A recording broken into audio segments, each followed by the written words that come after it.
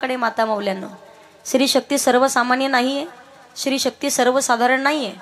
99% संसार हा बाईच्या हातात असतो। पहा, घरातली बाई बिघडली तर संसाराचं वाटोळ व्हायला वेळ लागत नाही। किती सुंदर मेकअप केला ना, अख्ख्या कल्लाडीमध्ये चक्कर मारून आली, पण घरात जर गॅसला जाळ्या असतील तर अर्थ आहे कमाय? बोला ना, बाईचं दार सांगतं या बाईचं घर कसं आहे।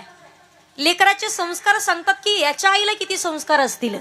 घरातला माणूस बिघडला तर त्याला मार्गावर आणण्याचं काम बाईच्या हातात आहे, ती आणू शकते। पण घरातली बाई बिघडली तर संसाराची राख रांगोळी व्हायला वेळ लागत नाही। मला सांगण्याचं तात्पर्य, लहान लेकराला संस्कार देण्याचं काम तुमच्याकडे आहे। योग्य वेळेमध्ये त्याच्यावरती योग्य संस्कार झाले, कधीतरी लहानपणापासून भगवान प्रभू रामचंद्राची कथा त्याच्या कानावरती पडली पाहिजे, भगवान गोपाल कृष्णाचं चरित्र त्याच्या कानावरती पडलं पाहिजे।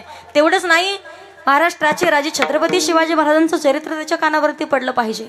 तुम्ही पहा ना, ज्या वेळेला मुलगा गर्भामध्ये वाढत असतो ना, तेव्हा एवढ्या मालिका पाहता पोरगा आल्याच्या नंतर फक्त मोबाईलच पाहता। आयुष्यभर कधी संसाराचं वाटोळ होईल आणि म्हातारपण धोक्यात जाईल सांगता येत नाही। छत्रपती शिवाजी महाराज ज्या वेळेला माँसाहेब जिजाऊंच्या गर्भात होते ना, त्यावेळेला विचारावं, माँसाहेब तुम्हाला डोहाळे कशाचे आहेत? संस्कार तसे होते हो। छत्रपती शिवाजी महाराजांना शिकवावं, शुभा तुम्हाला बाई नाचवणारा नाही, बाई वाचवणारा शुभा व्हायचंय। चांगले, अगदी चांगलं दमाने टाळे वाजवा, टेन्शन नका घेऊ। एवढे कशाला त्रास घेता तुम्ही? चार्जिंग झाली सगळ्याची? काय बॅटऱ्या उतरल्यागत बसले तुम्ही इथं? दमाने टाळे वाजवायचे, लई लोड घेऊ नका। आणि नाही जर बसा वाटलं तर झोपा तुम्ही, मी कीर्तन संपलं उठवल तुम्हाला। विठ्ठल विठ्ठल सांगण्याचं तात्पर्य, छत्रपती शिवाजी महाराज गर्भात असताना माँसाहेब जिजाऊंनी विचारलं, काय डोहाळे आहेत? काही खावंसं वाटत नाही, घोड्यावरती बसावं, दानपट्टा चालवावा, तलवारबाजी करावी, हे डोहाळे होते। पहा, आताची बाई 7वा 8वा महिना चालू झाला, तिला विचारा डोहाळे काय? ती म्हणते मला चुलीतली राख खा वाटते। तुम्ही राख खाली तर पोरग काय करणार आहे? 16 आणि 17 वर्षाचे पोरग व्यसनाधीन व्हायला लागलेत। पहा, आपण म्हणावं 16 वर्ष 30 म्हणणार आहेत तुम्ही, मला माहिती आहे 100%।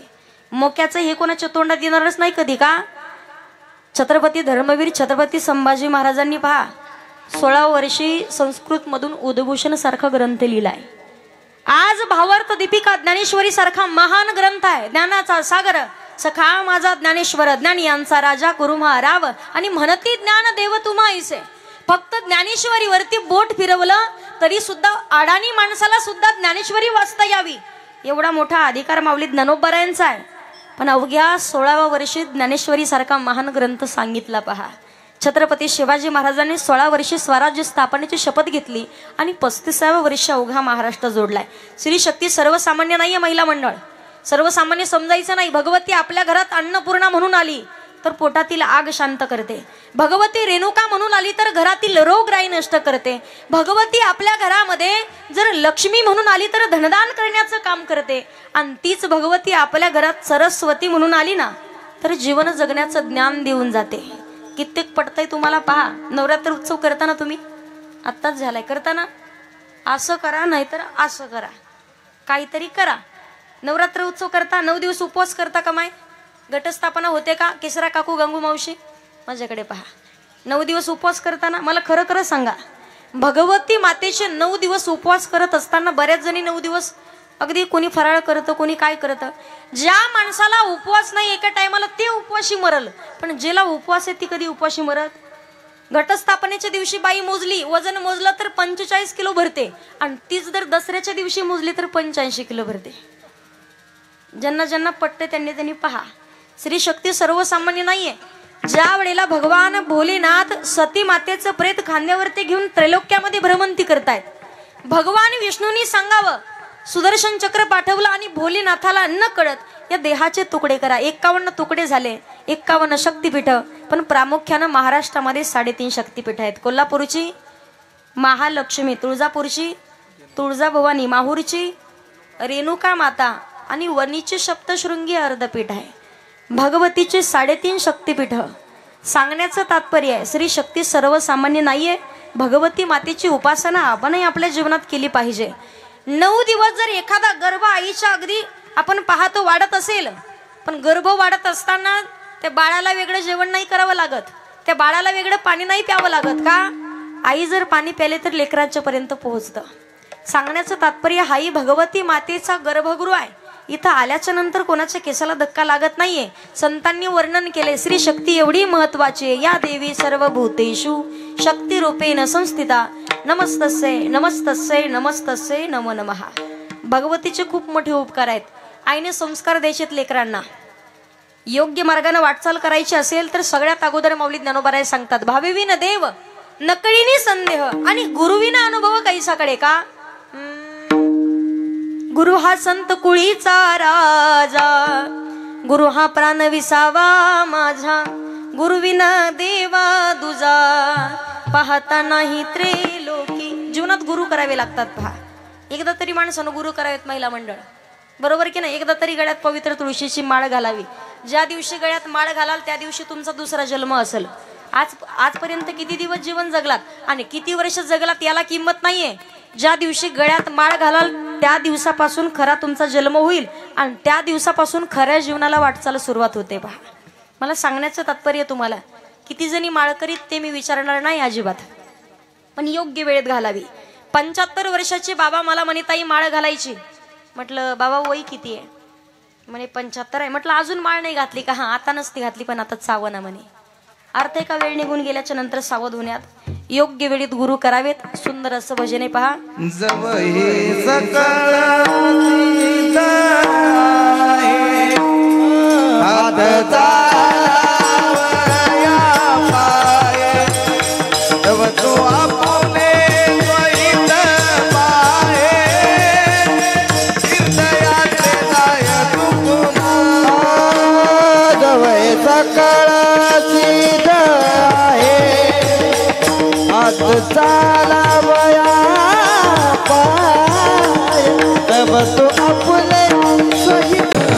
ऐका, अभंग जगद्गुरु तुकोबा यांचा आहे. अतिशय सुंदर असा अभंग आहे. या पवित्र अशा महाराष्ट्राच्या मातीमध्ये अनेक संत मंडळी जन्माला आली आहेत, पण प्रत्येक संतांचा अधिकार मात्र वेगळा आहे. ज्ञानदेवी रचला पाया, उभारिले देवालया, ना मातयाचा किंकर, जेने केला हा विस्तार, जनार्दन एकनाथ, खांब दिला भागवत, तुका झाला असे कळस, भजन करा सावकाश, बहिणी म्हणे फडकविती ध्वजा, आणि निरूपण केले ओजा. वारकरी संप्रदायाची इमारत आहे राधा हक्का. कोणी इमारतीचा पाया झाले, कोणी खांब झाले, तर कोणी कळस झाले. मला माहिती आहे 22 झालेली नुकतीच. बऱ्याच जणींनी एवढं खाल्लं असेल की फक्त झोपायची इच्छा होती. पण कीर्तनाकरिता आलाय, तुम्हाला हात जोडून विनंती, अजिबात पाय पसरून बसू नका आणि मी तोंडात जाईल एवढी मात्र जांभळी देऊ नका. बऱ्याच जणी बसल्यात, काही जणी इकडे पाहतात, काही जणी इकडे तिकडे. जर लक्ष दिलं तुम्ही सगळ्यांनी तर तुम्हाला एकामेकाच्या शेजाऱ्याची शपथ पहा. फक्त माझ्याकडे पाहत राहा आणि व्यवस्थित ऐकत राहा. विठ्ठल विठ्ठल. अनेक संत मंडळी आहेत, प्रत्येक संतांचा अधिकार वेगळा आहे. म्हणून या महाराष्ट्राच्या मातेला म्हणतात पवित्र ती कुळ पावन तो देश, पवित्र ती कुळ पावन तो देश, पवित्र ते कुळ पावन